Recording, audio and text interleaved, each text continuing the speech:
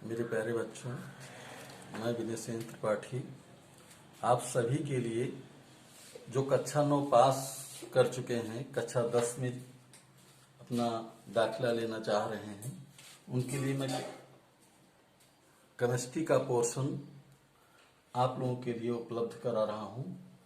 आज हम आपको केमिस्ट्री में रासायनिक अपक्रिया और रासायनिक समीकरण के बारे में बताएंगे। बच्चों, आप लोग जानते होंगे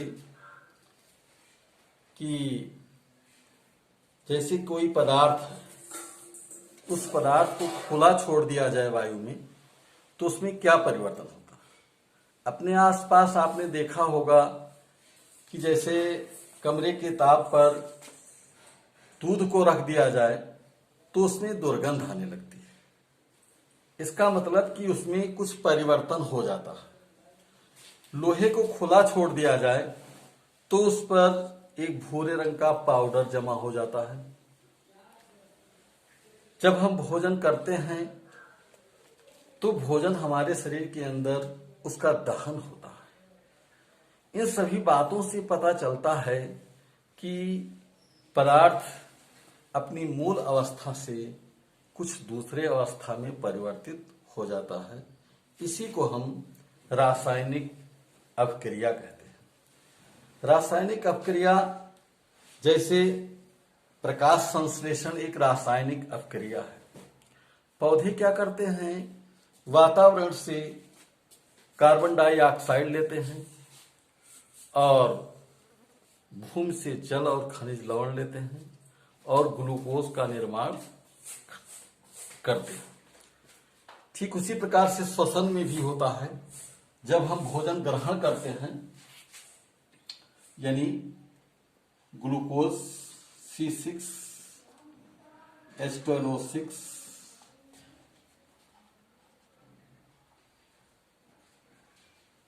तो ये ग्लूकोज हमारे शरीर की कोशिकाओं में जब पहुंचता है और जब हम सांस लेते हैं तो ऑक्सीजन रुधिर में मिल जाता है और ऑक्सी हीमोग्लोबिन बनाता है और जब ये सेल्स में पहुंचता है तो ग्लूकोज का दहन कर देता है। ग्लूकोज के दहन से कार्बन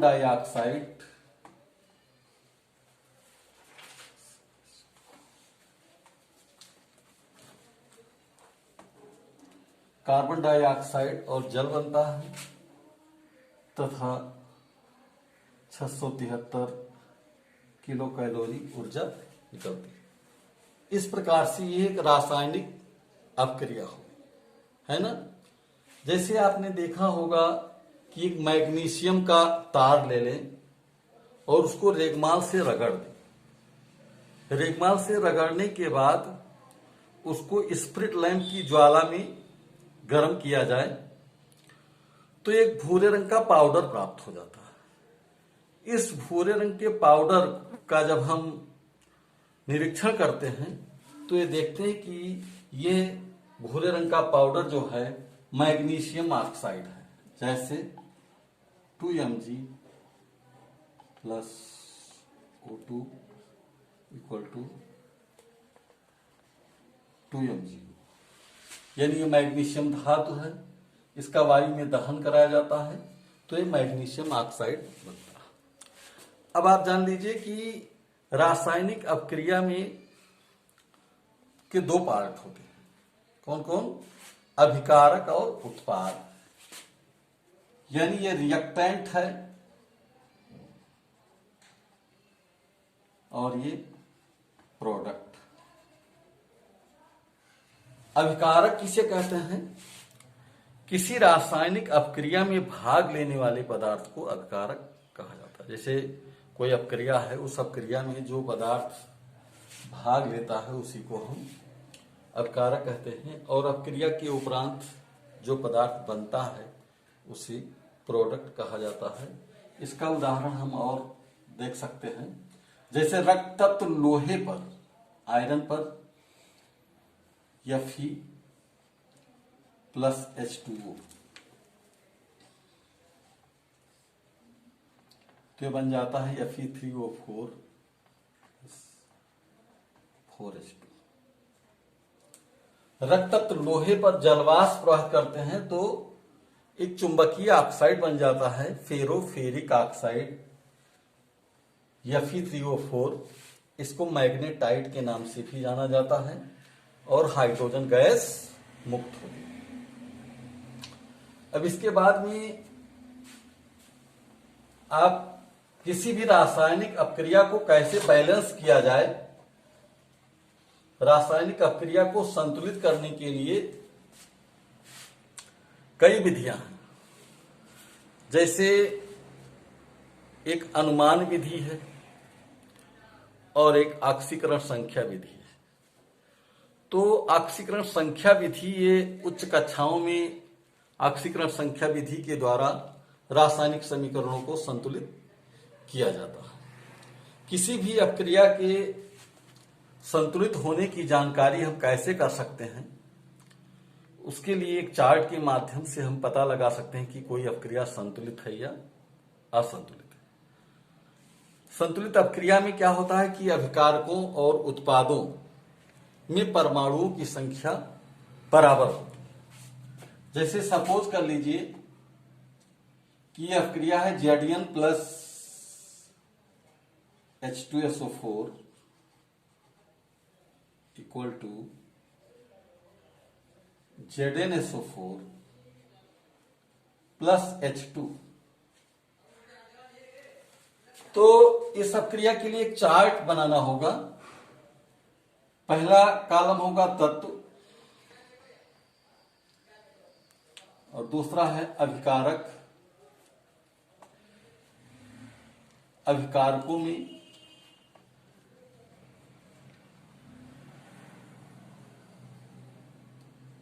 परमाणुओं की संख्या,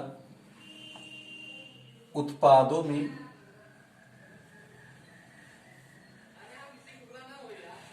परमाणुओं की संख्या। ठीक है, तो आप देख रहे हैं कि अभिकारक में Zn, हाइड्रोजन, सल्फर और ऑक्सीजन, चार परमाणु। Zn प्लस H2SO4 यानी Zn के एक परमाणु है, इधर भी Zn के एक परमाणु है, हाइड्रोजन के इधर दो परमाणु है, इधर भी हाइड्रोजन के दो परमाणु है, सल्फर के इधर एक परमाणु है, इधर भी सल्फर के एक परमाणु, इधर ऑक्सीजन के चार परमाणु हैं, इधर भी ऑक्सीजन के चार परमाणु हैं। तो इस चार्ट के माध्यम से हम यह समझ सकते हैं कि कोई भी अपक्रिया संतुलित है या नहीं। तो देखिए, हम अभिकारकों के परमाणुओं की संख्या जो है उत्पादों के परमाणुओं की संख्या के बराबर है। इससे निष्कर्ष निकलता है कि यह रासायनिक अपक्रिया संतुलित है। अब जैसे कोई अपक्रिया जो असंतुलित है उसको कैसे संतुलित किया जाए, तो संतुलित करने के लिए हम अनुमान विधि से संतुलित कर सकते हैं। जैसे सपोज कर लीजिए N2 plus H2 equal to NH3। यह अपक्रिया संतुलित नहीं है क्योंकि इधर नाइट्रोजन के दो परमाणु हैं, इधर नाइट्रोजन का एक परमाणु है, इधर हाइड्रोजन के दो परमाणु है, इधर हाइड्रोजन का तीन परमाणु है। तो समीकरण को देख करके हम ये पता लगा सकते हैं कि ये समीकरण संतुलित नहीं। तो क्या करेंगे, परमाणुओं की संख्या जब सबसे पहले इसमें क्या देखेंगे कि जो अधिक संख्या वाला परमाणु है उसको पहले संतुलित करें। तो इधर तीन है, इधर दो हाइड्रोजन है, तो सबसे पहले जो अधिक संख्या में तत्व होता है उसको संतुलित किया जाता है। तो इधर तीन है और इधर दो है हाइड्रोजन। तो हाइड्रोजन परमाणु की संख्या को संतुलित करने के लिए हम इसको 3 से गुणा कर दें, है ना। तो इधर 6 हाइड्रोजन हो गए और इधर हाइड्रोजन 3 है, तो इसको हम 2 से गुणा कर दें। अब देखिए, इधर नाइट्रोजन 2 है, इधर भी नाइट्रोजन 2 है। इस प्रकार से ये हमारा समीकरण संतुलित हो गया। यानी अपक्रिया के बाएं पक्ष में 2 नाइट्रोजन, बाएं पक्ष में भी 2 नाइट्रोजन, इधर 6 हाइड्रोजन, इधर भी 6 हाइड्रोजन। इस प्रकार से ये हमारा संतुलित समीकरण हो गया। अब रासायनिक अपक्रिया कितने प्रकार की होती है? रासायनिक अपक्रियाएं कई प्रकार की होती हैं, जैसे संयोजन अपक्रिया, उभय अपघटन अपक्रिया, प्रतिस्थापन अपक्रिया, वियोजन अपक्रिया, अपघटन अपक्रियाएं। तो संयोजन अपक्रिया, सबसे पहला रिएक्शन है संयोजन अपक्रिया। संयोजन का मतलब आप जानते होंगे बच्चों, संयोजन अपक्रिया, कॉम्बिनेशन रिएक्शन। संयोजन अपक्रिया किसे कहते हैं? वह अपक्रियाएं जिनमें 2 या 2 से अधिक रिएक्टेंट आपस में मिलकर के केवल एक ही उत्पाद बनाते हैं, है ना। इसको संयोजन अपक्रिया या योगात्मक अपक्रिया के नाम से, एडिशन रिएक्शंस के नाम से जाना जाता है। जैसे सपोज कर लीजिए Ca+2H2O, तो बना ये CaOH का होल ट्वाइस।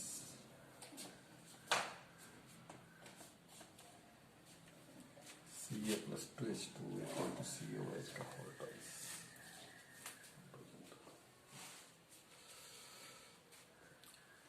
ऐसे जो है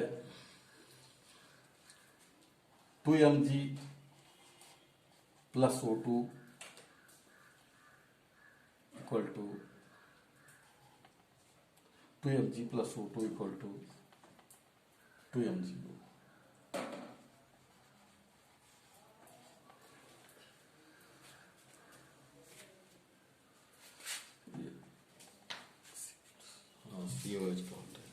ये हमारा बूझा हुआ चूना, मैग्नीशियम ऑक्साइड। इस प्रकार से ये संयोजन अपक्रिया हो गया। अब इसके बाद में है प्रतिस्थापन अपक्रिया। प्रतिस्थापन अपक्रिया किसे कहते हैं? वह अपक्रियाएं जिसमें अणुओं अथवा उसके परमाणुओं की अदला बदली हो जाती है। एक परमाणु के स्थान पर कोई दूसरा परमाणु आ जाता है, ऐसी अपक्रिया को हम प्रतिस्थापन अपक्रिया कहते हैं।